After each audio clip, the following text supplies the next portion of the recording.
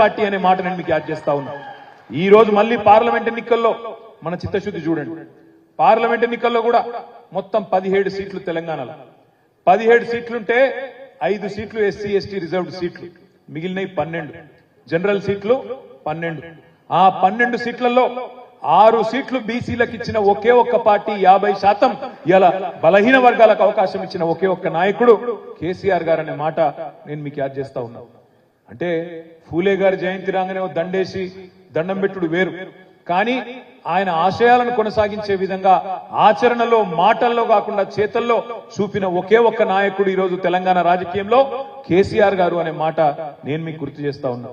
ఎల్లుండి అంబేద్కర్ జయంతి.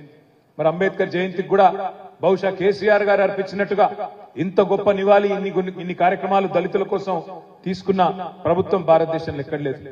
ఒక 125 ఫీట్ల అంబేద్కర్ విగ్రహం పెట్టినా, రాష్ట్రంలో కొత్తగా కట్టుకున్న సచివాలయానికి డాక్టర్ బిఆర్ అంబేద్కర్ సచివాలయం అని పేరు పెట్టినా, దళిత బంధు లాంటి కార్యక్రమం పెట్టినా, లేదా అంబేద్కర్ ఓవర్సీస్ స్కాలర్షిప్ అని పెట్టి ఒక్కొక్క దళిత విద్యార్థికి 20 లక్షల రూపాయలు ఇచ్చి నువ్వు విదేశాల్లో చదువుకుంటే కూడా నీకు అండగా ఉంటా అని చెప్పినా అది కేసీఆరే చేసిండు తప్ప ఈ రాష్ట్రంలో ఈ దేశంలో ఇంతవరకు ఎవరు చేయలే. ఈ మాట ఎందుకు చెప్తున్నా అంటే, నిన్న పూలే గారు, ఎల్లుండి అంబేద్కర్ గారి జయంతి సందర్భంగా మిగతా వాళ్ళేమో మాటల్లో చెప్తారు, కేసీఆర్ మాత్రం ఆచరణలో చెప్పిండు. ఇవాళ ఆచరణలో భాగంగానే బలహీన వర్గాలకు రాజకీయంగా కూడా ప్రాధాన్యం ఉండాలన్న ఆలోచనలో భాగంగానే ఇలా క్యామా మల్లేష్ గారిని కూడా మీ దగ్గరికి పంపిండు, భువనగిరి పార్లమెంటుకు పంపిండు. తప్పకుండా మరి ఇక్కడ ఉండే మనందరం కూడా కలిసికట్టుగా టీఆర్ఎస్ కార్యకర్తలం గట్టిగా కొట్లాడదాం, మల్లేష్ అన్నని గెలిపించే ప్రయత్నం చేద్దాం. కానీ మల్లేష్ అన్న బలహీన వర్గాలకు సంబంధించిన అభ్యర్థి కావచ్చు, కానీ ఆయన ఇద్దరు అల్లుళ్ళు మళ్ళీ రెడ్డిలే, అంతే కదా. ఇద్దరు రెడ్డి అల్లుళ్ళు ఉన్నారు, ఒక ఆయన వికారాబాద్ ఆయన, ఇంకొక ఆయన వరంగల్ ఆయన. సో సుట్రికం కూడా మంచిగానే కలుపుకున్నాడు. రెడ్డి సోదరులందరూ కూడా మనోడే అనుకుని మీరు కూడా దయచేసి గట్టిగా పనిచేయాలని చెప్పి కూడా కోరుతా ఉన్నాను నేను. ఎందుకంటే ఇద్దరు అల్లుళ్ళు రెడ్లు, కోడలి పిల్లనేమో యాదవ్ పిల్లని తెచ్చుకున్నాడు ఆయన కుర్మ, కోడలి పిల్లను మన బోడుపలాయమను యాదవ్ బిడ్డను తెచ్చుకున్నాడు. మొత్తానికి చాలా మందిని కలుపుకున్నాడు, హుషారుగా ముందే ప్లాన్ వేసుకున్నాడు. అందులో ఇబ్రాహీంపట్నంలో మీ అందరి దీవెన ఉంటే బంపర్ మెజారిటీతో మోహన్గిరి పార్లమెంట్ కూడా తప్పకుండా గెలుస్తాడనే విశ్వాసం కూడా నాకున్నది. ఇంతకుముందు నేను లోపలికి వస్తుంటే అక్కడ ఒక తమ్ముడు పట్టుకున్నాడు, ఆయన ఎక్కడ ఉన్నాడు నిలబడాలి.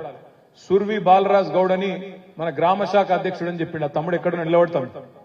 సుర్వి బాలరాజ్ గౌడ్ అడునో జంప్ అయిందా, కవాడిపల్లి వస్తుంటే నన్ను పట్టుకున్నాడు.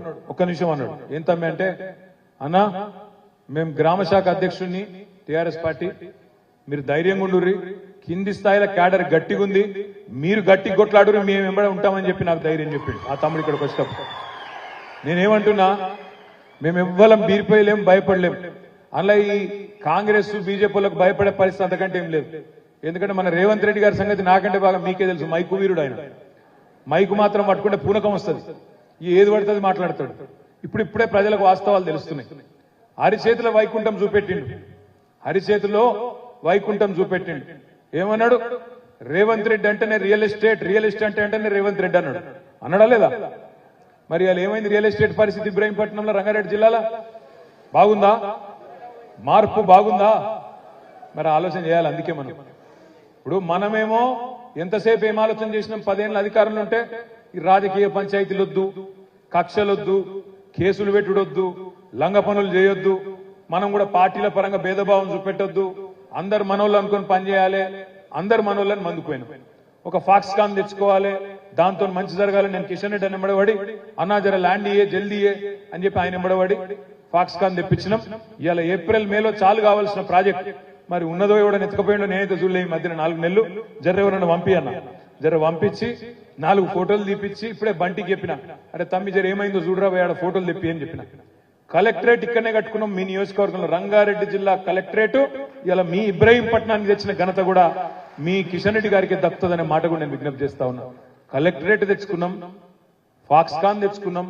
ఫాక్స్కానే కాదు, ఒక మైసూర్ కంపెనీ కేన్స్ అని వాళ్ళని కూడా 3,500 కోట్ల పెట్టుబడి పెట్టేందుకు అక్టోబర్లో ఒక కాలు ఎలక్షన్లు ఉన్నప్పటికీ మాకు ఫాక్స్కాన్ పక్కకే జాగా కావాలంటే వాళ్ళని కూడా రప్పించి ఇక్కడ పెట్టిపించినాం. మొన్న బాధాకరమైన విషయం ఏంటంటే, మొన్న వార్త వచ్చింది 15 రోజుల కింద, వాళ్ళకి మేము పోతున్నాం, గుజరాత్ పోతున్నాం, కొత్త ప్రభుత్వం వచ్చింది, వీళ్ళు చక్కగా లేరు, మేము పోతున్నామని చెప్పి మనం జాగా ఇచ్చినా జమీన్ ఇచ్చినా కూడా వాళ్ళు వెళ్ళిపోయింది. అట్లా ఇంకెవరో పోతుండ్రో ఇక ఈ 4 నెలలు నేను పట్టించుకుంటలేను, నాకు తెలియదు. కానీ చాలా మంది పారిపోయే పరిస్థితి ఉన్నది. రియల్ ఎస్టేట్ పడ్డది అని మీరు అంటున్నారు. ఎందుకు పడుతుంది రియల్ ఎస్టేట్? ప్రభుత్వానికి తెలివి లేకపోతే, ప్రభుత్వానికి ఆలోచన లేకపోతే, అవగాహన లేకపోతే పడుతుంది.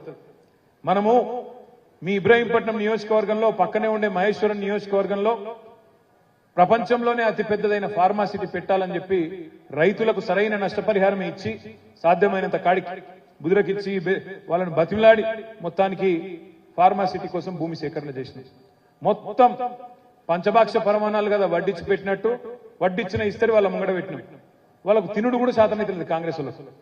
మొత్తం తయారు చేసి పెడితే అనుమతులన్నీ తీసి పెట్టినాం, మొత్తం టెండర్లు అన్ని చేసి పెట్టినాం. వాళ్ళు చేయవలసిందల్లా ఒకటి కంపెనీలు కూడా తయారున్నాయి తీసుకుంటేందుకు. ఆ కంపెనీలకు జాగిచ్చి అక్కడ బ్రహ్మాండంగా లక్షల మందికి కొలువులు తెచ్చే ఒక కల్పతరువు లాంటి ప్రాజెక్టు ఫార్మాసిటీ.